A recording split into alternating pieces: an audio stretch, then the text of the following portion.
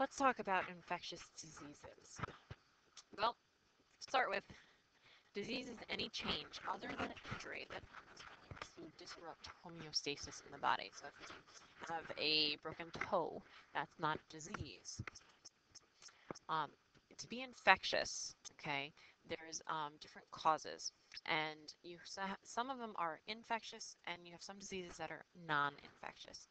So the cause of an infectious disease is a pathogen, a foreign substance, and it's going to be either living or non-living. So if you're thinking to yourself non-living, well, a virus is non-living, and that's going to be something that's going to cause disease.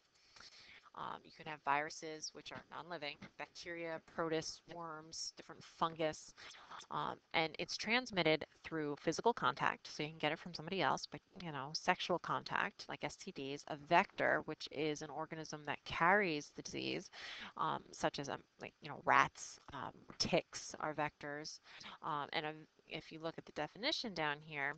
All right, just an organism that carries the disease. So when you hear vector, that's what you're thinking of. It can travel through the air, or it can be in contaminated food or water. E. coli has traveled that way many times.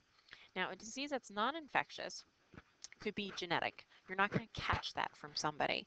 A cold is infectious because if somebody, has the germs and, you are touching them or they're touching you or you have some sort of physical contact there, it's possible that you're going to contract that cold as well. But non-infectious, you're not going to catch from somebody. So it could be genetic. The cause is something wrong with the DNA, and you could talk about things like hemophilia or color blindness. You can have environmental factors, which are things like toxins or carcinogens. And cancer is a good example of a non-infectious disease that's environmental. Let's look at lots of different diseases and different pathogens. So here's some viruses. I mentioned the common cold before, influenza or the flu. Um, the cold is actually called rhinovirus. That's the agent that's going to cause the disease. That's the pathogen. And it can be airborne.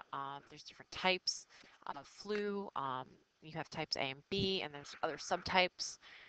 Then flu can be carried in the air. It can be carried, to you from direct contact with the person that's infected.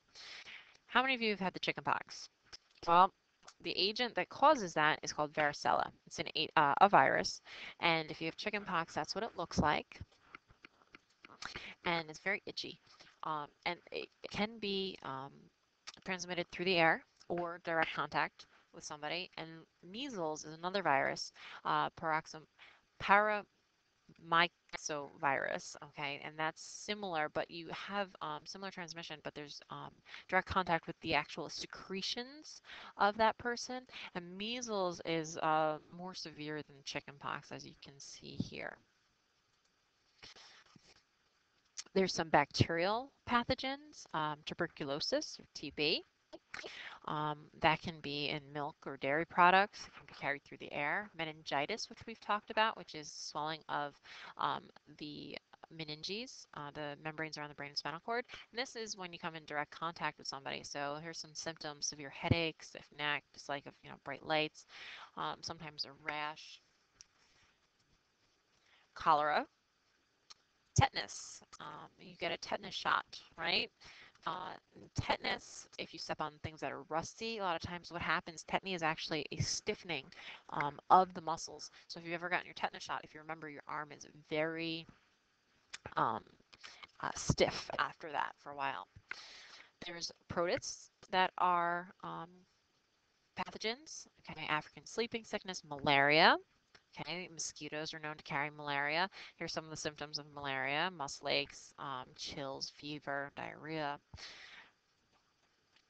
Okay, and a lot of that's carried, that's by the mosquitoes themselves, whereas African sleeping sickness is carried in a similar way. That's the tsetse fly.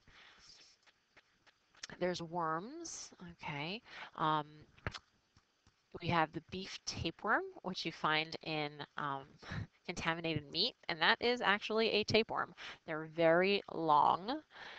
A lot of times you'll find them in pork as well. There's fungi, and hopefully we haven't come in contact with this, but this can be contracted from an infected person. Okay, athlete's foot. There you go. That's severe heat and itching in between the toes. That's what it looks like. Or ringworm. Anytime you have, contact with somebody's stuff, it can like be in, your clothes or hats. If somebody has ringworm, this is what it looks like on the skin. And they're just a little lesion, and it lives on the dead tissue of that epidermis and grows.